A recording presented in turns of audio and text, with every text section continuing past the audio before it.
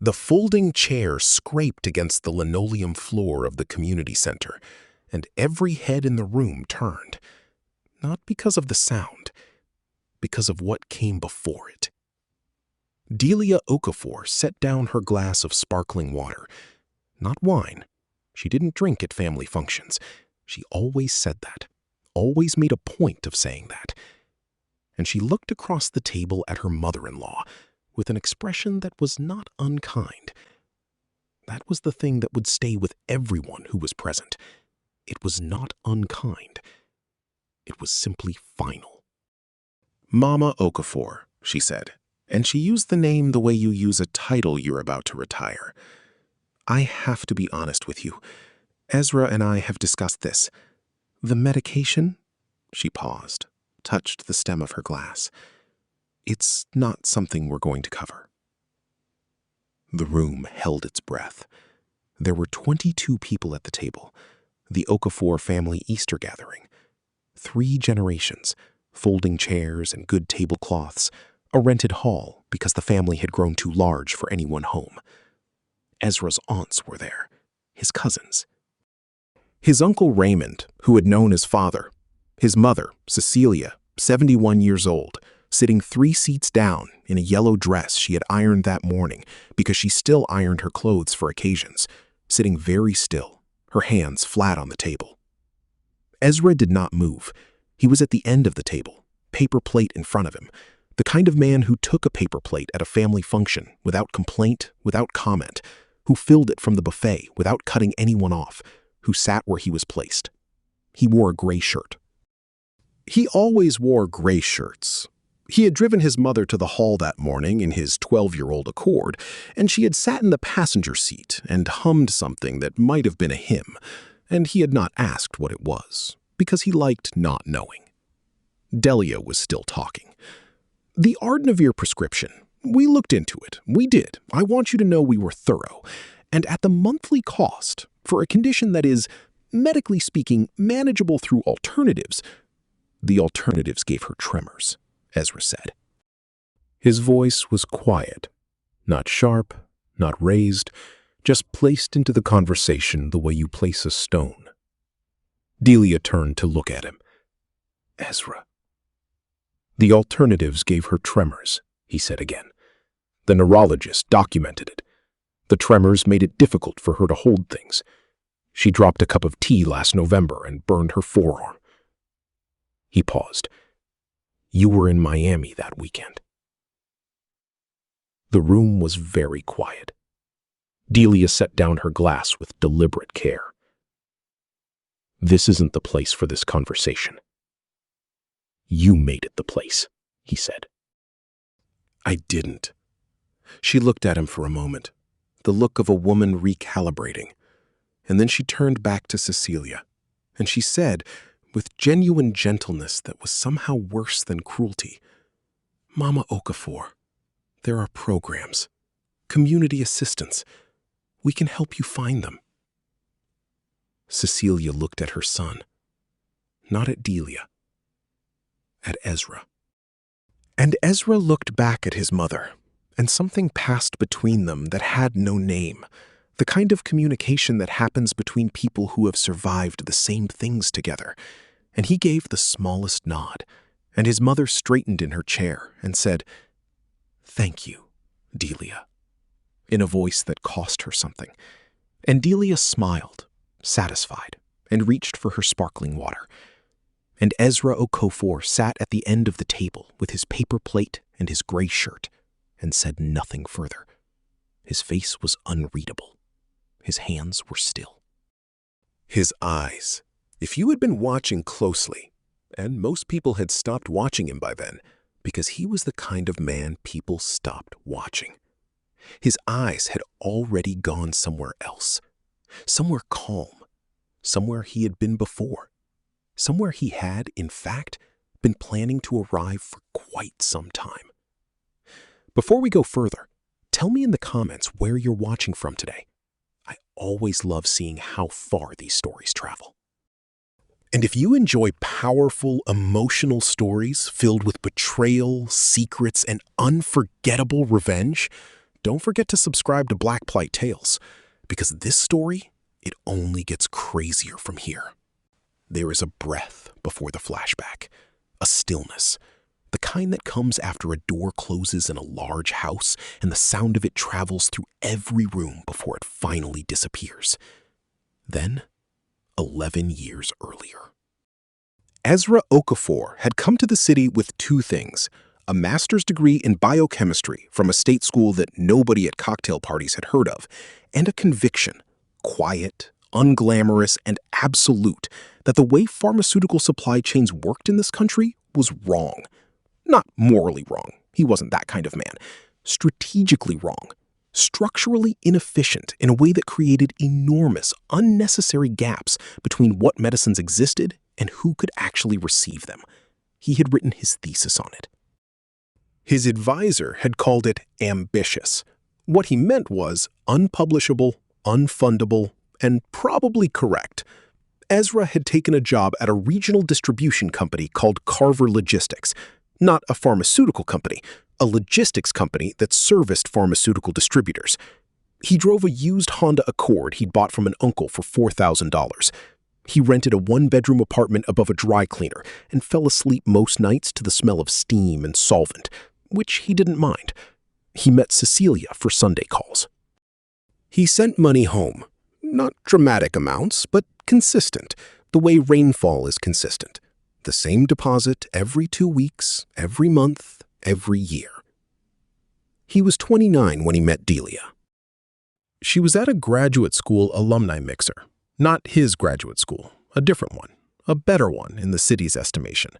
And she was wearing a red dress and talking about supply chain inefficiencies in East African healthcare systems. And Ezra had walked up to her because he could not help it, because she was talking about the exact thing his thesis had been about. And he had said something that was probably awkward, and she had laughed. And the laugh had been real. And that was that. Delia Mensah, at 27, was brilliant, specific, and ambitious in the exact way that the world rewards, visibly, measurably, loudly. She had a management consulting job that would become a senior role that would become a director title. She wore her ambition cleanly, without apology. And Ezra, who wore nothing about himself at all, found this dazzling. They were together for 2 years before they married. The wedding was modest. Ezra had suggested modest, and Delia had agreed, and he had been grateful. And he had not known that her agreement was not conviction, but calculation. That she'd decided, at that point, that modest was appropriate for this phase, and that she had already begun to think in phases. Cecilia had liked Delia. She had said so plainly, in the direct way she said everything. She's sharp, she told Ezra. Sharp women are good. Just make sure she's sharp for you, and not just for herself. Ezra had smiled and said he was sure. He was wrong. But he was 11 years from knowing it.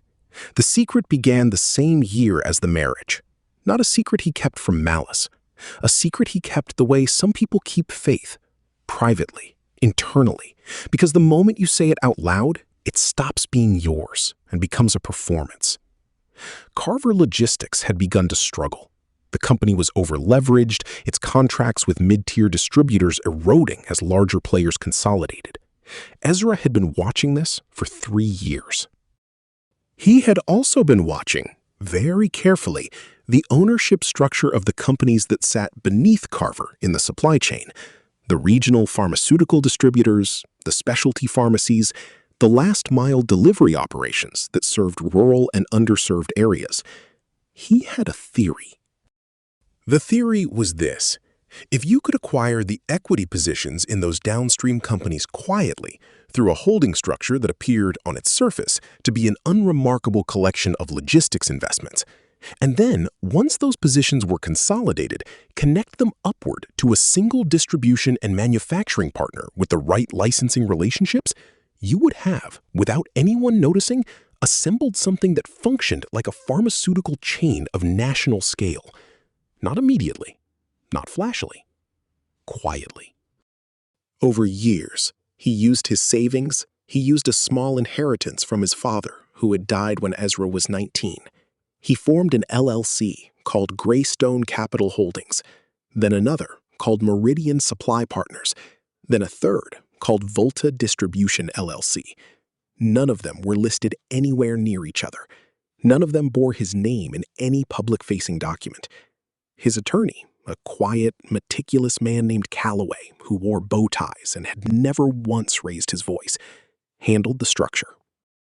"You understand," Calloway said during their second meeting, "that what you're describing will take a decade to materialize." "I know," Ezra said.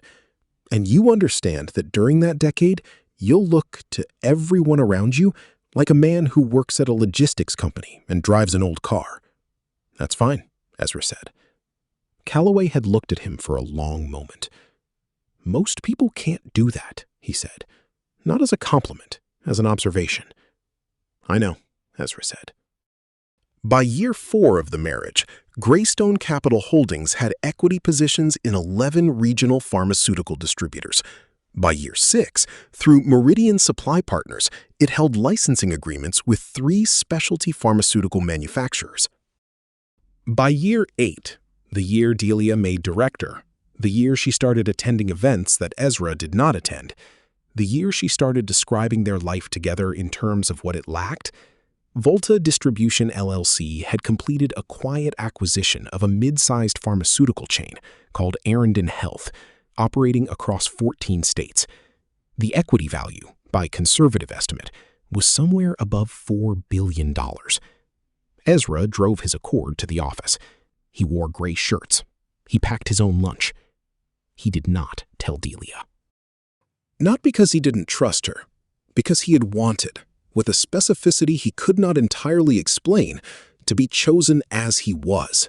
To have someone look at the gray shirt and the paper plate and the old car and the Sunday calls to his mother and choose all of that, not because it came with something else, but because it was enough on its own. He had believed, for a time, that she had. He had been wrong about that, too. The injection, the moment Cecilia had warned him about, happened gradually enough that he didn't see it as it was happening. It was the events, the fundraisers, the dinners with people whose last names opened doors. Delia had always had a talent for rooms, for reading them, entering them, for knowing exactly how to position herself within them. And in the 6th year of their marriage, she discovered a room that changed her. His name was Brennan Osei. Brennan Osei was 38, co-founder of a pharmaceutical distribution company called Pharma that was frequently described in business press as disrupting the specialty drug supply chain. He had the kind of confidence that came from having been told repeatedly by investors and journalists and event organizers that he was important. He wore suits that cost what Ezra spent on groceries in 3 months. He drove a Porsche, and then, when the Porsche began to feel like a statement rather than an achievement, a Bentley. He was not stupid. That was important to understand. Brennan Osei was genuinely intelligent, genuinely capable, and genuinely convinced that his capability was the primary engine of his company's success. He did not know that Pharma operated largely on licensing agreements held by Meridian Supply Partners, which was held by Greystone Capital Holdings, which belonged to a man in a gray shirt who packed his own lunch. Delia met him at a health innovation summit in the spring of the 7th year of her marriage. She came home that evening with the specific animation of someone who has encountered something that has realigned them. She talked about the panel Brennan had moderated. She talked about his vision for pharmaceutical access in underserved communities, which was, Ezra noted privately, almost verbatim what his thesis had argued 15 years earlier, except that Brennan had capital and visibility and a Bentley, and his thesis had not. Ezra listened. He said, "Sounds like interesting work." He meant it. He was, by nature, a man who did not catastrophize. He observed, he recorded, he waited to see what the data showed. Over the next 18 months, the data showed the following. Delia attended 4 events where Brennan was present. She described him, with increasing frequency, in comparative terms. His clarity of vision, his decisiveness, the way he moved through professional spaces. She did not describe Ezra in comparative terms. She described Ezra, when she described him at all, in terms of what she wished were different. His quietness, which she had once called steadiness, his frugality, which she had once called groundedness, his refusal to engage with the social architecture of their professional circles, which she had once called integrity. She did not say she was in love with Brennan Osei. She didn't need to. The year she made VP, she stopped asking Ezra to events. She said, with genuine kindness, Delia was almost always genuinely kind. That was the thing about her. She could be devastating and mean it warmly. That she thought it was easier for him, given his discomfort with that kind of setting. Ezra did not tell her that his discomfort was strategic. He did not tell her anything. He came home one evening in November to find a separation agreement on the kitchen counter. Printed, tabbed, flagged with little sticky notes in pink and yellow. She had done it herself. She hadn't used their shared attorney. She had used her own. He stood at the counter for a long time. He read the agreement slowly, the way he read everything, not skimming, absorbing.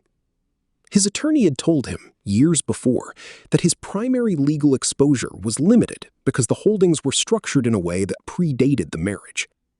Delia's attorney, the agreement made clear, had advised her that Ezra's assets were minimal: a car, a checking account, a modest 401k, a share of the equity in the house.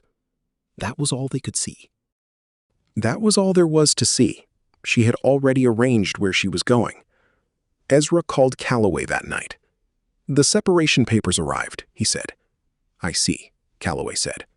There was a pause. "The Arendon position," Ezra said, "and the Pharma access licensing agreements. I want to look at the full structure." Another pause. Calloway, who did not waste words, said, "How comprehensive do you want this to be?" "Complete," Ezra said. "Timeline?" "Patient," Ezra said. "I want to understand everything first." "Then we'll know when." Calloway said he would have documents ready by the end of the week. Ezra hung up the phone. He stood in his kitchen. He looked at the separation agreement on the counter with its pink and yellow tabs. He did not touch it. He went to his bedroom. He set his alarm for 6 a.m. He closed his eyes. He slept. The months that followed the separation had a texture that Ezra recognized. He had felt it before, after his father died, after his first job fell through, after the thesis advisor had called his work ambitious in that particular tone. It was the texture of being alone inside something that was going to take time. He moved into a smaller apartment, not because he had to financially. He had accounts that Delia's attorney had never seen and would never see, but because it was the appropriate size for the life he was actually living. He took his tools, he took his books. He took a photograph of Cecilia from the wall of the hallway, her sitting on the porch of her house in Charlotte with a cup of tea, looking past the camera at something that made her smile. He called her every Sunday. He did not tell her about the separation agreement for 3 weeks. When he did, she was quiet for a long time, and then she said, "Come home for Easter." "I'll come home," he said. He came home. And Delia came too, because they were still technically navigating the legal separation, and because Delia had not yet stopped performing the marriage in front of the extended family, and because, this was the part Ezra understood that Delia did not, she had not yet understood what she was performing in front of. She had made the decision at the Easter table without knowing she had made a decision at all. She had simply spoken the truth about the medication because she no longer saw any reason not to, because Ezra's family was no longer her family in the way that mattered, because Cecilia's tremors and the Ardenavir prescription and the community assistance programs were, in her mind, a problem that had already been delegated. She did not know that the room she had just spoken in was not the room she thought it was.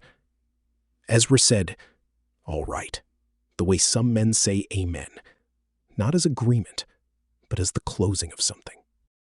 He drove Cecilia home that afternoon, She sat in the passenger seat of the Accord in her yellow dress and looked out the window and said nothing for a long time. He drove. The streets were quiet, the kind of quiet you only get on Easter Sunday, and the light through the windows was the specific late afternoon gold that makes ordinary things look permanent. "The medication," she said finally. "I'll handle it," he said. She turned to look at him. She had known her son for 41 years, and she knew the specific quality of that tone. Not reassurance, not optimism. Certainty.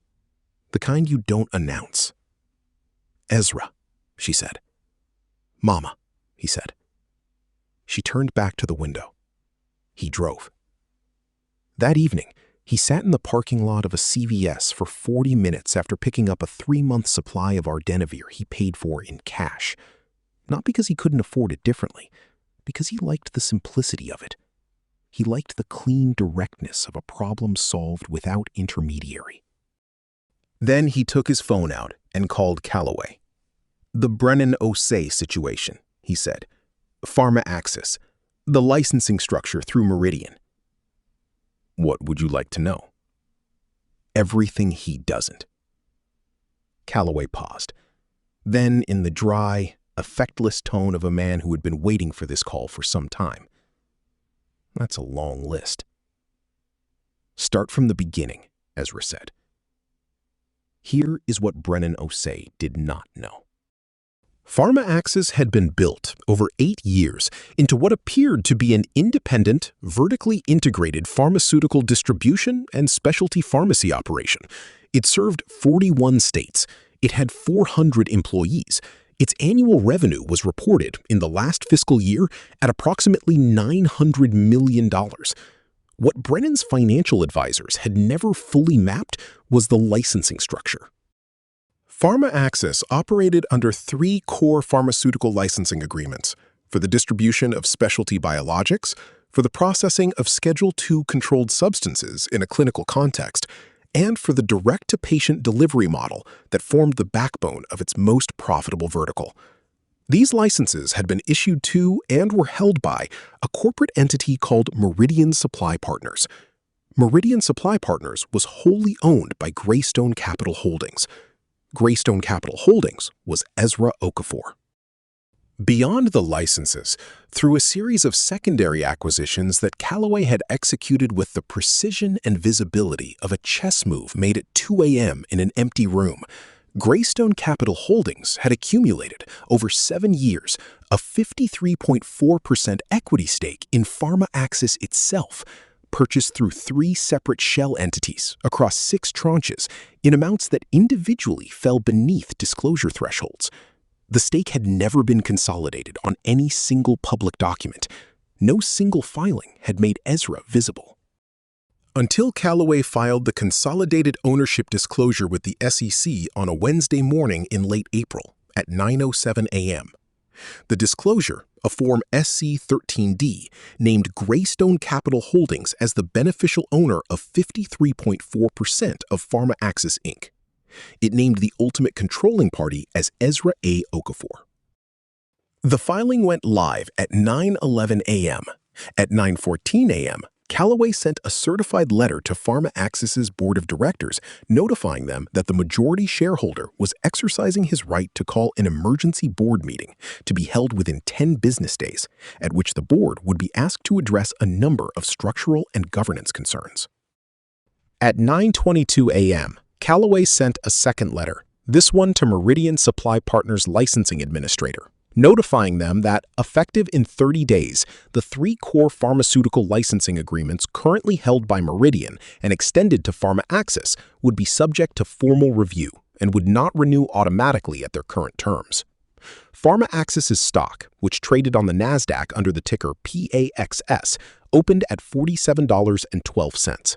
By 11 a.m., it was trading at $31.40. By the close of trading, it was at $22.18. Brennan Osei was not watching the ticker when the filing went live. He was in his Bentley on the way to the venue for his annual charity gala, the Pharma Access Foundation Healthcare Access Gala, his signature civic event. the one he used to consolidate relationships with hospital system executives, state health commissioners, and the category of person who made decisions about pharmaceutical access policy. He had spent $400,000 on the venue, the catering, and the production. He'd invited 312 people. He had arranged for a local news segment to cover the opening remarks. He checked his phone at a red light. His CFO had called 17 times. The Pharma Access Foundation Healthcare Access Gala was held at the Meridian Grand, a name that Ezra had noted when Calloway told him the venue, with a stillness that might have been amusement. The room was everything Brennan had built it to be. High ceilings, warm light, linen that cost more per yard than most people spend on a suit. 300 people who had come because an invitation from Brennan Osei still meant something. Hospital CEOs, state senators, the kind of philanthropist who got buildings named after them.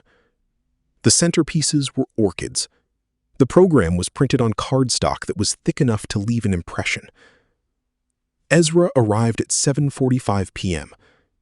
He was not on the guest list. He had not needed to be.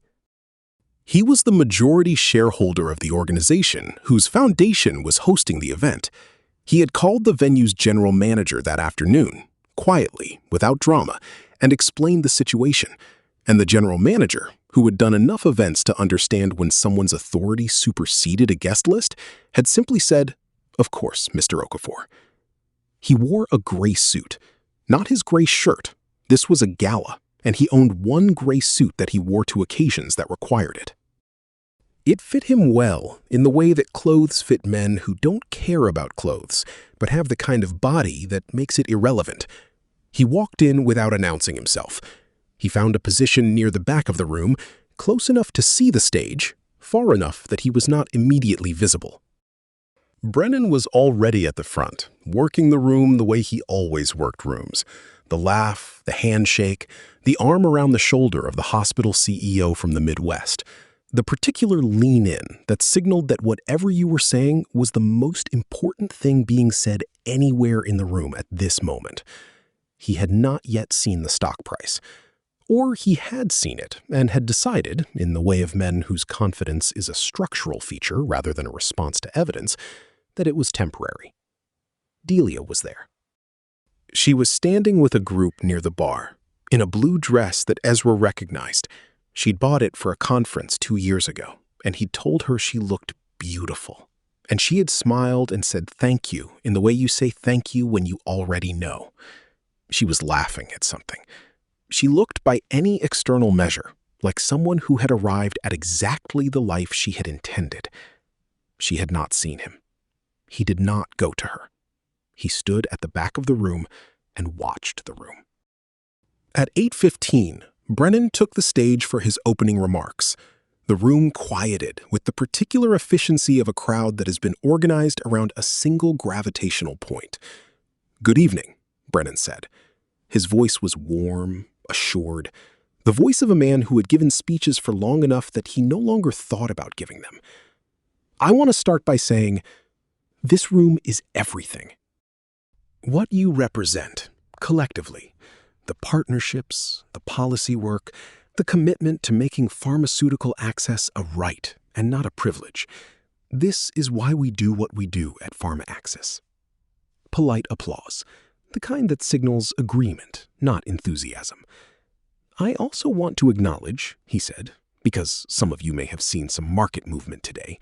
He smiled, the smile of a man converting anxiety into performance, "that we are working through some routine ownership clarification matters. These are administrative in nature. They will not affect the work of this foundation or the operations of Pharmacis." In the back of the room, a woman from the board of the hospital system in Atlanta leaned over to her colleague and said quietly, 53% is not routine. Her colleague, who had already read the filing on his phone in the car, agreed. At 8:22, a notification appeared on the screens that lined the back wall of the venue, the screens that Brennan's production team had set up for photo slideshows and the evening's video presentation. The notification was not a slideshow. It was a live financial news alert, triggered through the venue's shared network. It read, "Breaking. Pharma Axis, PAXS, majority shareholder identified. Greystone Capital Holdings, controlled by Ezra A. Okafor, files SC13D, disclosing 53.4% beneficial ownership. Licensing review underway. PAXS down 53% in trading." The screens were visible to approximately 200 people in the room before a member of Brennan's team reached the AV panel. It took 11 seconds. 11 seconds is a long time in a room that has gone silent. Brennan stopped mid-sentence. He looked at the screens. His expression did not collapse. He was too practiced for that. It reconfigured, the way a structure reconfigures when load-bearing supports are suddenly reclassified. The room began, quietly but unmistakably, to shift. The hospital CEO from Atlanta set down his drink. The state senator from Ohio found a reason to check her phone. The lead investor who had brought her fund into Pharma Axis's Series C round 4 years ago, who was sitting at table 7 in a cream blazer and the expression of someone doing arithmetic, looked toward the exit with the specific calculation of a person deciding how long social grace required her to remain. Delia turned to look at the screens. She read the name. She read it again.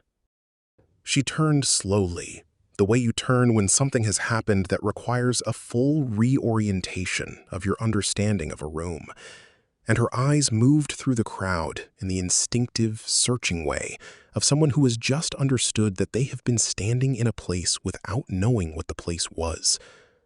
She found him in the back.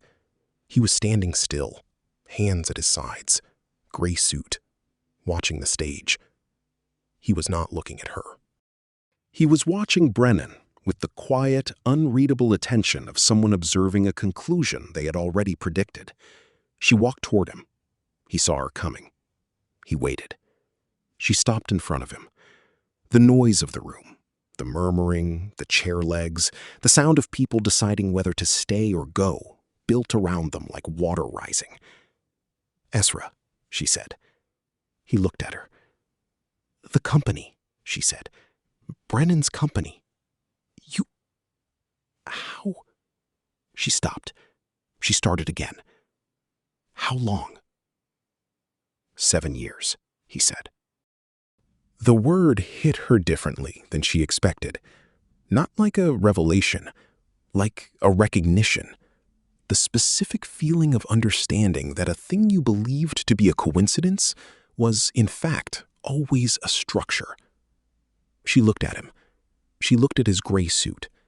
She looked at the man she had described to her colleagues as someone who lacked ambition, who was comfortable with less, who had never quite understood the world she wanted to live in. "Why didn't you tell me?" she said. He looked at her for a moment. Not coldly. With the kind of steadiness that is worse than coldness, because it doesn't give you anything to push against. "Because I wanted someone who stayed when there was nothing to stay for," he said. "I wanted to know what I was without all of this. And I found out." He did not say it as an accusation. He said it the way you state a fact that has resolved itself. Not with anger, with the quiet that comes after a long question has been answered. She opened her mouth. She closed it.